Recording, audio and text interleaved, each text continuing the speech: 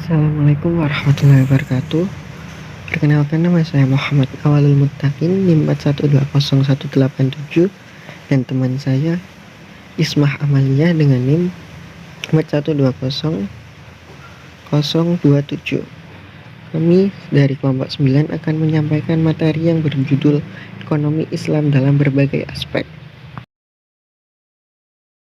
Pokok pembahasan: 1.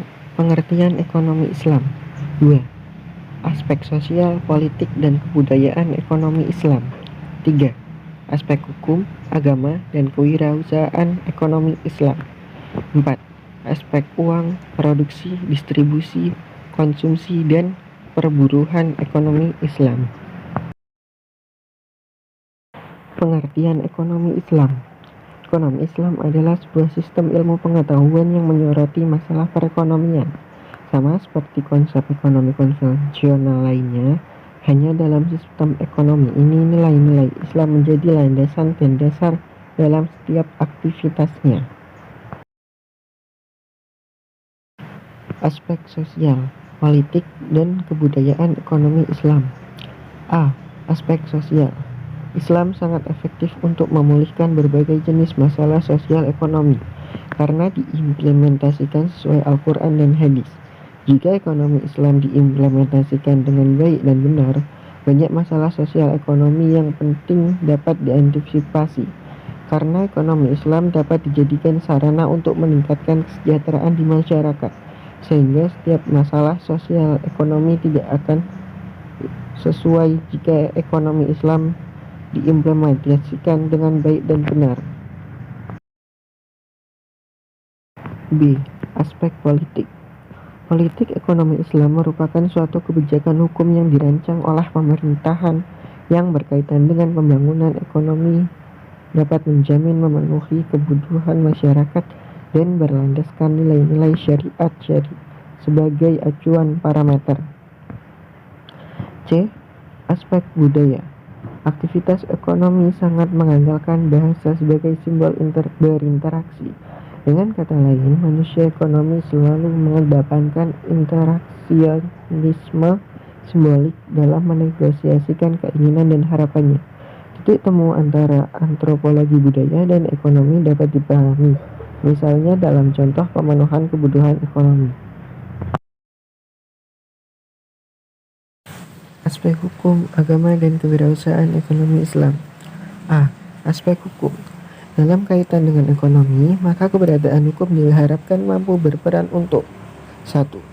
Membentuk dan menyediakan peranata hukum serta sarana bagi peningkatan dan pembangunan kehidupan ekonomi nasional. 2. Membentuk dan menyediakan peranata hukum bagi perlindungan kepentingan warga masyarakat yang secara ekonomis, politis, fisik, dan intelektual berada pada posisi lemah. 3. Membentuk peranata dan sarana hukum bagi peningkatan kesejahteraan manusia atau warga negara Indonesia sesuai dengan harkat dan martabatnya sebagai manusia. 4. Membuat dan menerapkan sanksi-sanksi terhadap pembuatan-pembuatan yang menghalangi atau menghambat pembangunan sosial ekonomi.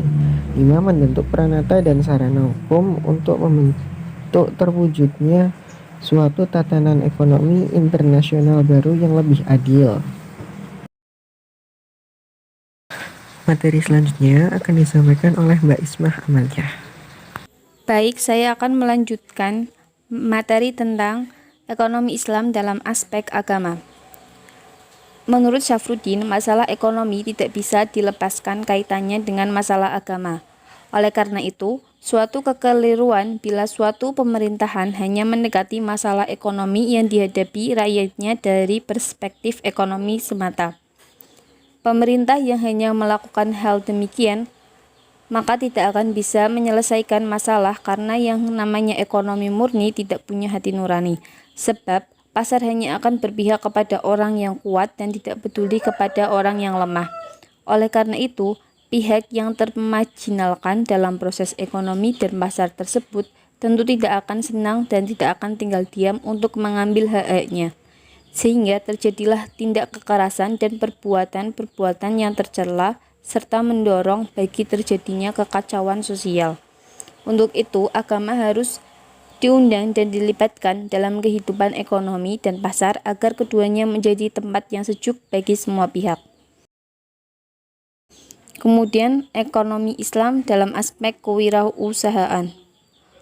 Kewirausahaan Islami muncul ketika nilai-nilai Islam telah tertanam dalam suatu kegiatan usaha, sehingga usaha tersebut bertujuan untuk memberikan manfaat kepada orang lain sekaligus dalam usaha untuk beribadah kepada Allah Subhanahu wa taala.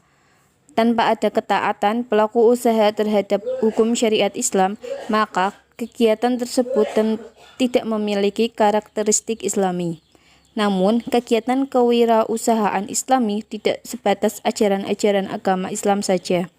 Hal ini juga diikuti dengan semangat kewirausahaan seperti inovasi, kreativitas, tanggung jawab, keberanian mengambil risiko, jujur, serta tidak mudah menyerah dalam mencapai tujuan.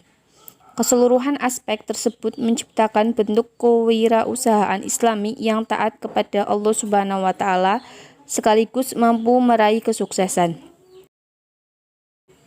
Kemudian aspek uang, produksi, distribusi, dan perburuhan ekonomi Islam. Yang pertama, aspek uang. Dalam ekonomi Islam, secara etimologi, uang berasal dari kata al-naqdu, nuqud. Pengertiannya ada beberapa makna, yaitu al-naqdu yang berarti yang baik dari dirham, menggenggam dirham, dan al-naqdu juga berarti tunai. Kata nuqud tidak terdapat dalam Al-Quran dan hadis karena bangsa Arab umumnya tidak menggunakan nuqud untuk menunjukkan harga. Kemudian aspek produksi. Produksi dalam ekonomi Islam adalah setiap bentuk aktivitas yang dilakukan manusia untuk mewujudkan manfaat atau menambahkannya dengan cara mengeksplorasi sumber-sumber ekonomi yang disediakan Allah Subhanahu wa taala sehingga menjadi maslahat untuk memenuhi kebutuhan manusia. Hal ini dapat dijelaskan dalam semua aktivitas produksi barang dan jasa yang dilakukan seorang muslim untuk memperbaiki apa yang dimilikinya, baik berupa sumber daya alam dan harta, dan dipersiapkan untuk bisa dimanfaatkan oleh pelakunya atau oleh umat Islam. Kemudian aspek distribusi. Distribusi dalam ekonomi Islam mempunyai tujuan ekonomi yang penting. Salah satunya yaitu andil dalam merealisasikan kesejahteraan ekonomi, di mana tingkat kesejahteraan ekonomi berkaitan dengan tingkat konsumsi. Sedangkan tingkat konsumsi tidak hanya berkaitan dengan bentuk pemasukan saja, namun juga berkaitan dengan cara pendistribusiannya di antara individu masyarakat. Karena itu, kajian tentang cara distribusi yang dapat merealisasikan tingkat kesejahteraan ekonomi terbaik bagi umat adalah suatu keharusan dan keniscayaan. Kemudian aspek konsumsi. Menurut Samuelson, konsumsi adalah kegiatan menghabiskan utility, nilai guna barang dan jasa. Demikian pula dalam konsumsi, Islam memposisikan sebagai bagian dari aktivitas ekonomi yang bertujuan mengumpulkan pahala menuju falah atau kebahagiaan dunia dan akhirat. Motif berkonsumsi dalam Islam pada dasarnya adalah maslahah atas kebutuhan dan kewajiban. Kemudian aspek buruh. Islam sebagai agama rahmatan lil alamin sangat memperhatikan buruh. Dalam lintasan sejarah, Islam datang pada suatu zaman yang penuh dengan kezoliman, penindasan, ketidakadilan, dan ketampangan ekonomi, sehingga masyarakat digolongkan ke dalam kelompok-kelompok kecil berbasis suku dan kabilah. Islam melihat buruh merupakan makhluk Allah Subhanahu wa taala yang sama dengan manusia lainnya. Ekonomi Islam memilih jalan keadilan dalam mencapai kesejahteraan sosial, bahwa kesejahteraan sosial yang tercapai haruslah dibangun di atas landasan keadilan. Sekian presentasi dari kelompok kami. Mohon maaf apabila terdapat kesalahan. Cukup sekian dan terima kasih. Wassalamualaikum warahmatullahi wabarakatuh.